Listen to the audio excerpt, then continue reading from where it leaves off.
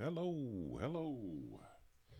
I'd say, well, I guess I can say good morning. Yes, I can. It's about 10:30 here in Los Angeles, Thousand Oaks, where I live, and it's the 9th of June. So you know. So back to the drawing board. More drawing. More fun times to draw. Fun sketching. Okay, and I do hope that you all got around to seeing part two of my animate demo. We're still going there. So, for those of you who are new to this or new to me, I am doing an animation demo. I started a few weeks ago and I've done two parts to it so far. I'm going to be doing a third part coming up at some point soon, and I will continue through this entire demonstration to color. So, what you'll be seeing with all of these videos is the process of animating from beginning all the way through to end. Color, background, everything, so that when I'm done with this demo, you will see a finished scene. And I'm doing it all in real time, unlike a lot of the videos that you see on YouTube where someone will demonstrate something, but they will do it and do a time lapse. I'm not doing that. I'm doing what would be called real time. It would be as though you are seeing me do it in real time. Plus, you're also hearing me talk about what I'm doing in real time because I think you have a better way of grasping what it is I'm doing. Um, this is the way I learned when I was working at Disney and DreamWorks and Richard Williams Studio and Warner Brothers, all of the places that I've worked at or learned from in my career. I needed on real time training, and all of you who are new to the business also need real time training. I also provide online classes for those of you who are curious about it.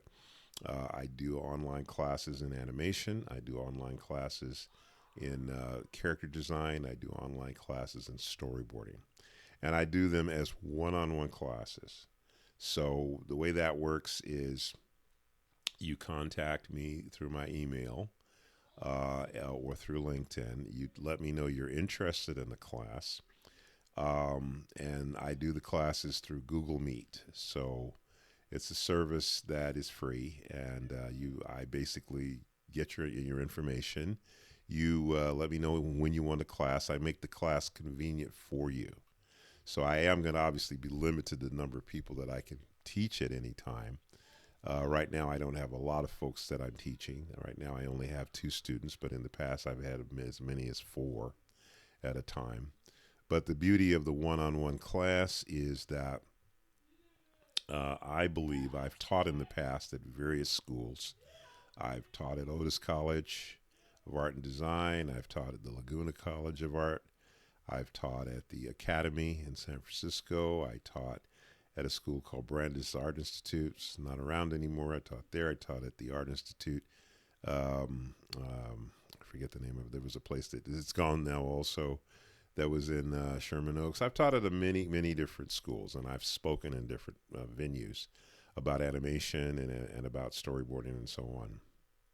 And so I've taught groups of people. So I've taught at Channel Islands University. So I've taught in a lot of different places. I taught just recently for a school in Vancouver called DigiPen, and that was an online class. What I have discovered over the years as a teacher, and I also taught live classes where I've been in the actual class, or I've also taught in my studio here. But what I have discovered is that when you teach a one on one class, well, for one thing, everybody learns at a different pace, at a different rate. And I like the one on one classes because everybody's going to be at a different pace. And some people come in and they already have certain skills already, that they're already at a certain level, so they can kind of move on to something maybe a little more advanced. Then you have other people come in and they're absolute beginners. They've never done anything like that before. So I like working with people where they are because if I don't help you, I feel like I have failed you. So it's important for me to, if I'm going to teach and help you, then I actually want to help you. I want you to get your money's worth. My classes are not very expensive. Most of my classes are $250, and they're usually about a 10 week class at 2 hour sessions online. You can pick the day that you want to have the class. Day, night. I'm retired now, so my days are pretty free. It's not that I don't have other things to do, but so you can pick a time that works for you. Um, you don't have to pay for the class all at once. If you want to pay for it in installments, you can do that. I have had students do that. So my most well, I have one class that's a storyboard class that's $325 for 15 weeks. Okay, most of my classes are 10 weeks. The storyboard class is 15 weeks because it's a longer, more extensive class. Let's see what else.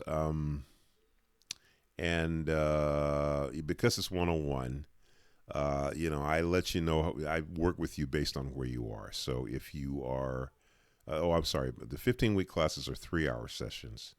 The other classes, the animation class and the character design class, are 2 hour sessions. And and also what I wanted to mention was that if you have a conflict of time, like for instance, let's say you've got a class this week, but next week is grandma's birthday is on that day. Okay, you can move the class. In other words, you're not set in 10 weeks and then you can't make any adjustments. Anytime something pops up and you have an issue where you have to postpone, or we can do that. So because I understand, the convenience is you sign up for something and then you suddenly have a conflict. So in other words, you don't lose the class. If we postpone the class, you don't lose that class. It just moves to the next week, and you can do that as much as you need to until you finish. Forgot I was going to say something else. Well, anyway, so I like the individual one-on-one because, like I said, you're able to ask questions. You can go at your own pace. It's just a better situation. The only other thing I do teaching wise is I had at one point done what's like I would consider a tutoring kind of thing, and what that is I used to do this. It's a little bit harder because it takes up more time and it burns up my ear and it's a little harder to deal with.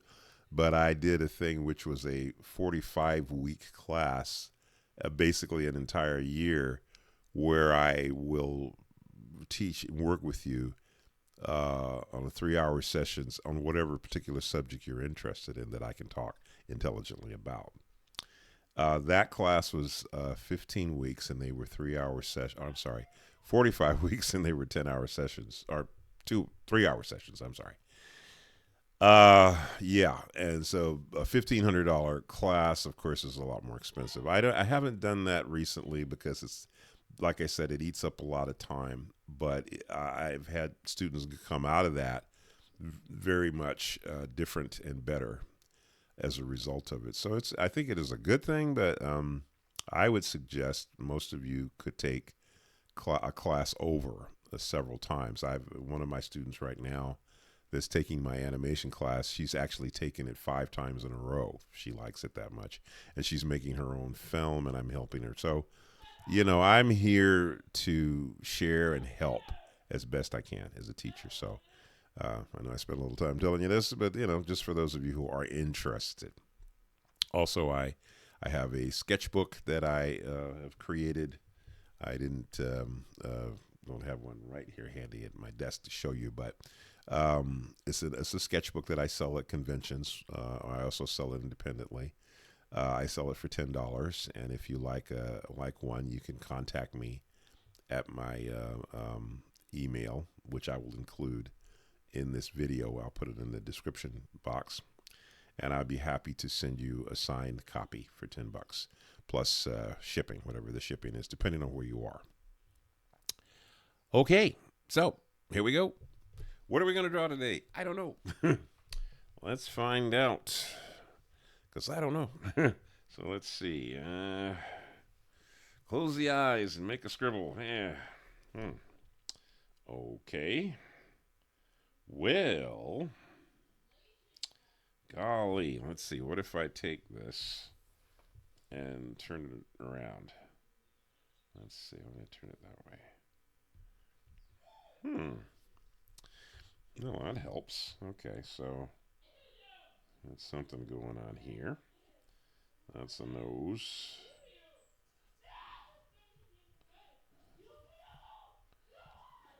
There's my daughter in the background making noise. Okay. All right. Interesting. Very interesting.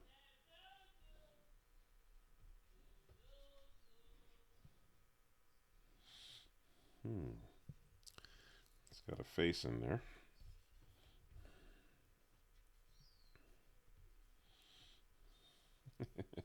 I don't know if you see that or not. Let's see here. We'll put a line around it. We'll go to here. Let's see. Let's zoom up a little bit. Okay, so you see I saw a nose in here. There we go. Okay. So there's an eye there. Right. And there's an eye there. I wonder if I can, let's see, I'm going to see if I can get the ellipse to work in my favor here. So let's see. If I go like that, let's see. If I can grab that and turn it, right? Move it down here. Let's see. And then make it bigger. Okay, so then let's see. I can go copy, paste it, so I have two of them now. Oh, if we can get this second one out of the way here. Move it over here. Let's see, let's make that one smaller. Yeah, there we go. All right. So she's got glasses on. Let's see. There's the eyebrows right there. Remember what I was saying too about, you got to get your hand going in the right direction for lines? You got to do that. Well, she's got a big mouth there. I wonder if I'm going to keep her mouth that big. It's got that, got them big lips, huh? Like Maxine Waters. This is what Maxine Waters might have looked like when she was young. Okay, don't go there, Lenore. Don't go there. Don't go there. Leave that alone. I'm leaving it alone. All right, here we go. All right, so, okay. There we go. Move out a little bit. All right, let's see. So we got a lid over the eye there. All right. And lid over the eye here. And there's the, maybe we do that like it's a magnification. Yeah, that's a good idea. Okay, so we got that arm there. Okay. And the hair's down here. Let's see. Let's go in there. Let's see. And that. And that. Those are the fingers. Okay, now we got this. You see how I'm making this line? I try to make it continuous. I know that's not an easy thing to do. I'm certainly not suggesting that it is easy to just start your line and then just finish it and then just swoop your line around. That's I do that. I can do that because I've been practicing doing it so much. But you want to get to the place. You are trying to get to the place where you can control your line work as much as possible, because the better you're able to make a continuous smooth line, then just the cleaner and the nicer your cleaner drawings are going to be. That's just it's just the way it goes.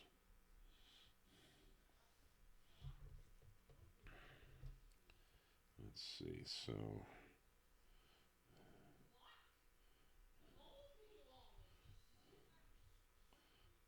we go.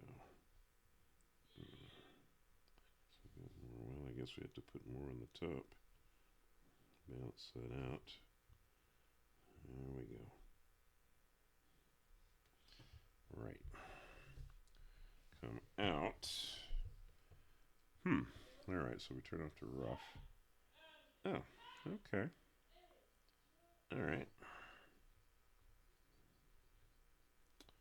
Alrighty. There we go.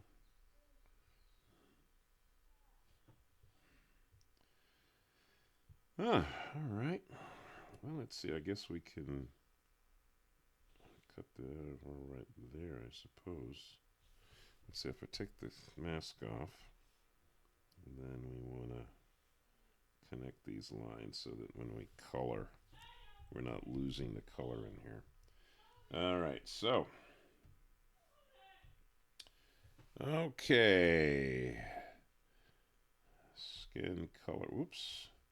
When did that pop through there? Let's see. Must be a break somewhere. I wonder why that one. Oh, wait a minute. Let's see. Let's back up on this. Maybe not make her quite so dark. How about like this? Yeah. Then let's see. Okay, we'll come in tight. I think it's probably. I'm going to guess the reason why it's jumping over there is because of this. Whenever you use the elliptical tools or any of those geometric tools, sometimes they create, what do you call it? They'll create this open space. Oops. They can. They don't always do it, but let's see.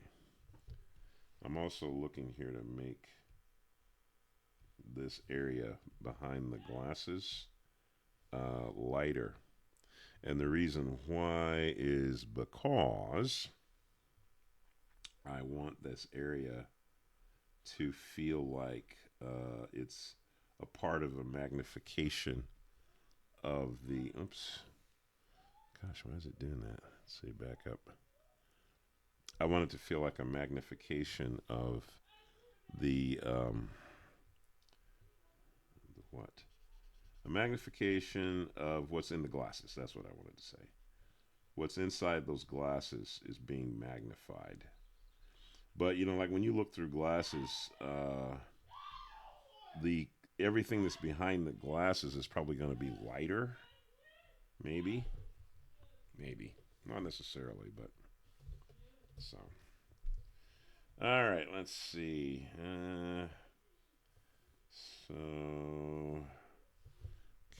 So we got lip color. Maybe it says it that bright.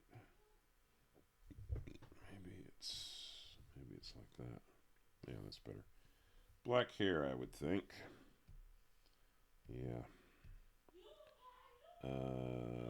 Maybe, and the same thing here is like the color behind the glasses would be lighter. Yeah, because it's got to be lighter to work it. Yeah, to match out with the stuff that's plain behind the glasses. Yeah. Let's see. Color on the. Well, let's see. I guess we could go with the green. Let's say green. Colors are so stark. This is very stark colors. I'm not great with color. I'll be the first one to admit I'm probably not the best person with color. There's many better folks out there that use color than me. So, I'm using color right out of the tube, as it were. So, guess I need to take some classes in color theory or something. Let's see. Let's see. Those are some pretty hot spots there, huh? Let's back up on that. Maybe Let's do something that's not quite so stark.